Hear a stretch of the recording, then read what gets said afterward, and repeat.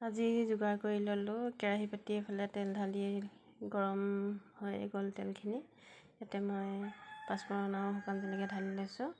যোগাৰ কৰি ল'লোঁ চব্জি। তিয়ঁহ আৰু নিউটেলা আলু বনাইছোঁ। মই মিহি মিহিকৈ তিয়ঁহখিনি কাটি লৈছোঁ। তাতে নিউটেলা ভিজাই পেলাই ধুনীয়াকৈ চেপি লৈছোঁ। আলুগুটি কাটি লৈছোঁ চেম চাইজতে।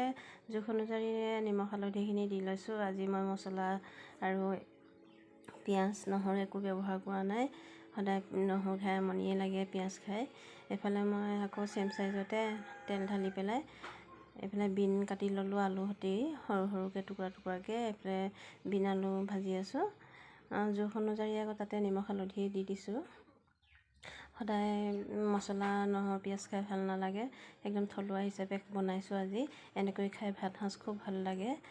আপোনালোকে ভাল পায় নাপায় বা বিভিন্ন ধৰণৰ এনেকৈ থলুৱাকৈ বনাই খায় কমেণ্ট কৰি জনাবলৈ নাপাহৰিব দেই। ভাল লাগিলে ভিডিঅ'টো লাইক এটা কৰি দিব।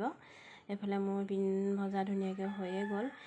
আকৌ মই এইফালে যোগাৰ কৰি ল'লোঁ খুতৰা, জিলমিল শাক আৰু কণ বিলাহী, আলু এনেকৈ খাই খুব ভাল লাগে। ইয়াতে মই খুতৰাখিনিত মই নহৰু এফুটা দি পেলাই তাৰপিছত জলকীয়া দি পেলাই বনাইছোঁ। খুতৰা নহৰু চেণ্টটো ভাল লাগে কাৰণে নহৰু এফুটা দিছোঁ। এইফালে মই কণ বিলাহী আৰু আলু, খুতৰা, জিলমিল শাকখিনি লগতে একেলগতে ভাজি দিছোঁ। ভাজি পেলাই অকণ মৰহাই ল'লোঁ। মৰহাই লৈ পেলাই ইয়াতে মই পানী দি দিম। পানী দি পেলাই অকণমান থুপথুপীয়া কৰি দিম। থুপথুপীয়া কৰিলে মানে চব্জিখিনি খুবেই সোৱাদ হয়।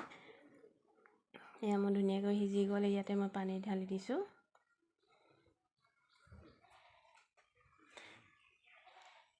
এয়া মই জোখত পানীটো ঢালি লৈছোঁ থুপথুপীয়া যাতে হয় আৰু আলুখিনি সিজি যায়।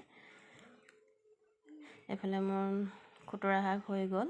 এইফালে মোৰ বিন ভজাও হৈ গ'ল। এইফালে মোৰ তিয়ঁহ ভজাও হৈ গ'ল। এইফালে দালি বনাই ল'লোঁ। আজি মোৰ বিভিন্ন চব্জি এনেকৈ চব্জি সৈতে ভাত সাঁজ খালোঁ। কেনেকুৱা লাগিলে বাৰু? Bye bye.